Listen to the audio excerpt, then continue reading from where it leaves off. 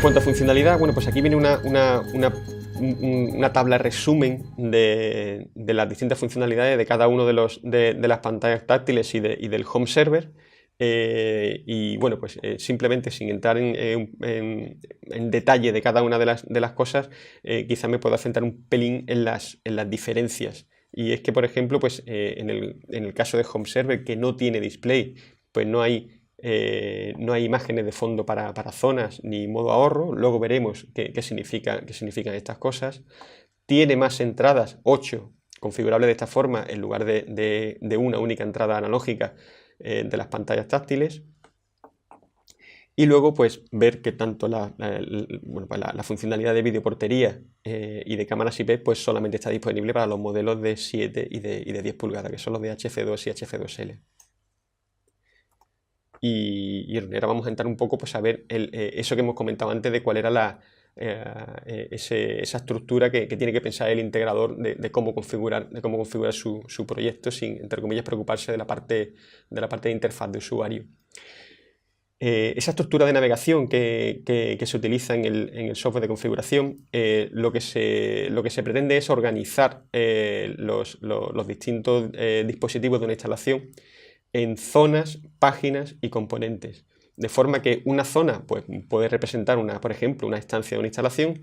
Dentro de esa zona hay páginas, como son estos enlaces de aquí. O sea, esto, por ejemplo, es yo desde esta página de menú, donde puedo poner planos, accedo a una zona. Dentro de esa zona puedo tener distintas páginas y cada una de las páginas puede tener hasta 8 componentes. Donde esos componentes ya sí que representan pues, los dispositivos de la instalación, como pueden ser pues, una lámpara, una persiana, un sensor, un actuador, etc. Como he comentado antes, se pueden configurar planos para acceder a las distintas zonas, pero esto es opcional. Se pueden configurar planos que en el caso de que se configuren son imágenes normales en formato JPG, PNG o GIF, con la resolución correspondiente para cada una de las pantallas. Y en esos planos se definen áreas activas para que me lleven a otros planos o a zonas. En este caso, por ejemplo, pues simplemente hay una imagen donde se han puesto nombres encima y pulsando, definiendo áreas activas alrededor de esos nombres se acceden a las zonas concretas, o en este caso pues en la imagen se han metido estos textos y lo que se hacen es pues áreas activas alrededor de estos textos para acceder a las zonas correspondientes, o en este caso directamente en lugar de una imagen pues en 3D de la vivienda o una foto, pues sencillamente se han utilizado pues, iconografía pues, para representar, organizarlo en lugar de por estancias, digamos, pues se organiza por funcionalidad. Y entonces, pues área activa alrededor de esta imagen y pulsando aquí, pues llevará a una zona donde se engloba, por ejemplo, pues toda la parte de iluminación de la instalación. Luego, cada una, como decía antes, todas las, en la página de menú, se pueden configurar planos y de esos planos se definen áreas activas que llevan a zonas. Entonces, dentro de esas zonas, a cada zona se le puede asignar nombre y se le pueden asignar imágenes de fondo. Las imágenes de fondo con los mismos formatos que los planos. Y cada una de esas zonas pues, está compuesta, como hemos comentado anteriormente, por 8 páginas y cada página puede tener hasta 8 componentes. Aquí tenemos, por ejemplo, pues, un ejemplo donde hay una zona que en este caso pues, en terraza con 3 páginas y en el caso concreto de esta página pues tiene 6 componentes. Y vemos o se intuye la imagen de fondo que tiene, bueno, pues un poco relacionada con la terraza. Y en este caso pues es una zona que tiene 1, 2, 3, 4, 5, 6 páginas definidas y en esta página en concreto pues tiene 5 componentes definidos.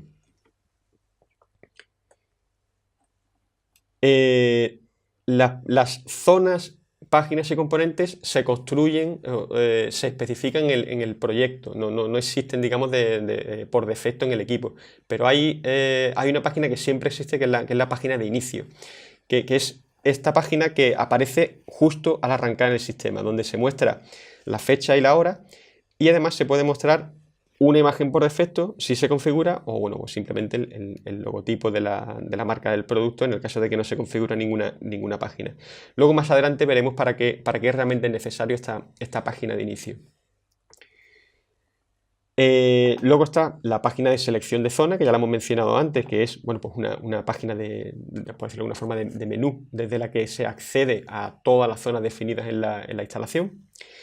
En esta página, que puede contener planos o directamente un listado de zonas, en el caso de que no se configure en plano, que no es obligatorio. Aquí, por ejemplo, pues hay un plano configurado que, como hemos dicho antes, pues se pueden poner textos encima, donde se definen áreas activas, etcétera. O si no se configura ningún plano, pues directamente aparecen listados todas las zonas que se han definido en el proyecto. A tener en cuenta que en todos los sitios la navegación siempre es igual. Hay una barra superior donde aparecen iconos informativos que pueden aportar información sobre errores, alarmas, una llamada entrante en el caso de que haya de que tenga integración de videoportería, etc. Indicación de fecha y hora. Aquí vemos la fecha y la hora. Y además se indica la página o el plano que se está mostrando actualmente. Y luego en la barra inferior es una barra de navegación entre las distintas zonas o páginas. Y va a depender un poco pues, de la página en la que se encuentre y de la propia configuración del proyecto. Por ejemplo, si aquí se ven, en este caso, bueno, pues la parte, el botón de volver, que estará siempre, pero este acceso a cámaras IPs o a videoportería o a seguridad, etcétera, pues dependerá de la propia configuración del propio proyecto. Luego una serie de páginas especiales que tampoco dependen de la configuración concreta y son páginas que, bueno, porque siempre están ahí. Bueno, algunas que sí dependen de la configuración, como son las de configuraciones de cámaras, videoporteros, seguridad y programaciones horarias, y otras que sí que van a estar siempre, como son las de ajustes que pueden ser ajustes ajustes de usuario o ajustes de sistemas. Algunos ajustes de usuario que van a estar siempre, como puedan ser configuración de red, configuraciones de brillo, de claves, de volúmenes, etcétera. Y otras configuraciones que sí que dependen del proyecto, como son configuraciones de programaciones horarias o de escenas. Bueno, pues aquí en estas transparencias se ven un poco pues, un resumen de estos ajustes que acabo de comentar de usuario, donde se definen, en este caso, pues idioma, el zumbador, audio, contraste, etcétera. Y estos son pues, más de sistema, como pueden ser la hora, la fecha, las claves, configuraciones específicas dependiendo de las cámaras o videoporteros que se han configurado, etcétera. Y luego, pues como he comentado anteriormente, en el caso de las pantallas táctiles, pues hay dos interfaces de usuario, que es una es el propio display y otra es el interfaz web. Y en el caso de HomeServe, pues solamente existe el interfaz web. Y aquí viene bueno, pues un poco de ejemplo cómo se organiza el interfaz web, que es a nivel visual ligeramente distinto a cómo se ven en el display, pero el motivo principal de esta diferencia es porque, como decía antes, va a depender se tiene que adaptar al tipo de display, con el que se está viendo esa interfaz de usuario. No es lo mismo verlo, por ejemplo, con un navegador en un portátil, en una pantalla completa, que verlo en un móvil pequeñito donde bueno, pues todo tiene que ser mucho más pequeño y el interfaz se adapta automáticamente. Entonces es ligeramente distinto a cómo se ve en un display en la pantalla táctil, donde siempre tengo la misma resolución. Pero por supuesto siempre la configuración es la misma, los iconos son los mismos, los componentes son los mismos, los planos definidos son los mismos, etc. Entonces las características principales de la interfaz web son que se puede acceder a la interfaz web desde cualquier navegador estándar sin ningún tipo de plugin o de configuración adicional, sea cual sea el sistema operativo que esté por debajo, Android, iOS, Windows, Linux, el que sea. Con cualquier tipo de dispositivo, simplemente con que tenga un navegador estándar, pues es suficiente, ya sea una tablet, un smartphone, un portátil, un PC de sobremesa, etc. Y la visualización se adapta automáticamente a ese tamaño de pantalla y navegador. Hay que resaltar que es un servidor web monousuario, pero multisesión, o sea, solamente tenemos definido unas únicas credenciales de usuario pero ese usuario puede establecer múltiples sesiones paralelas para acceder a esa interfaz. Por ejemplo, yo puedo tener el móvil, la tablet y el ordenador todos a la vez accediendo a mi instalación. Es la misma estructura de navegación, incluyendo los planos que se ven en las pantallas táctiles, y la única diferencia es que realmente pues, no se aplican las imágenes de fondo de las páginas y las zonas. Y bueno, pues aquí veríamos un poco, volviendo a la anterior, cuál es la estructura aquí, los accesos, digamos, de zonas, de seguridad, de programaciones horarias, etcétera, para acceder a una zona, y dentro de esta zona, pues aquí estarían las distintas páginas, y dentro de la página, pues aquí estarían los distintos componentes. Esto es, digamos, el contenido de una zona, y en este caso, pues esa página de selección de zonas donde también tengo los distintos planos que haya configurado, y además siempre me aparece el listado de zonas a continuación para poder acceder de forma directa sin necesidad de tener que pulsar en las áreas activas definidas en los planos si no quiero. Y bueno, pues aquí nuevamente pues un poco ejemplo de las zonas, de las partes de ajustes de usuario y de sistema. Desde el punto de vista del control de acceso en la visualización, hay que resaltar que cualquier página se puede proteger con contraseña, y hay hasta 4 niveles jerárquicos de contraseña configurables por el propio usuario. Y una vez que se introduce una contraseña, ya no se vuelve a pedir hasta que vuelva a la página de inicio. Como comentaba al principio, hay una página de inicio en las pantallas táctiles, de forma que cuando yo accedo a la zona de selección a la página de selección de zonas, o a cualquiera de las zonas, o a los ajustes de usuario, etc., todo eso puede estar protegido por contraseña. Tengo hasta 4 niveles de contraseña jerárquicos, es decir, yo puedo decirle a una página, digo, bueno, pues yo quiero que tú tengas el nivel de seguridad 2. Si meto una clave 1, pues no voy a poder acceder, pero si meto la 2 o superior, puedo acceder, y además ya no me vuelve a pedir clave nunca más hasta que vuelvo a la página de inicio. O sea que esa página de inicio en las pantallas táctiles sirve como una especie de fin de sesión de las claves de usuario. En el caso del interfaz web, pues como he comentado antes, es monousuario, hay un usuario y contraseña que se pueden configurar para iniciar la sesión, y luego el acceso a cada una de las páginas pues se comparten esos 4 niveles jerárquicos que se han definido en la pantalla táctil. Y nuevamente se pide una única vez esa clave. Una vez que se ha introducido, ya puedo entrar a todas las páginas que tengan un nivel de clave igual o inferior a la clave que he introducido, y hasta que no cierro el navegador o termina la sesión, que la sesión pues tiene un tiempo determinado en el que automáticamente caduca, pues no me vuelve a pedir nuevamente la clave para acceder a las distintas zonas. El modo ahorro, lo que se define en el modo ahorro son tiempos de inactividad para automáticamente, si no se toca nada en el display, vuelve a la página de inicio, y por lo tanto se pide de nuevo las contraseñas en el caso de que se haya tenido que introducir para acceder a una zona protegida. Y luego un tiempo de inactividad para, estando en la página de inicio, si no se toca el display se apaga.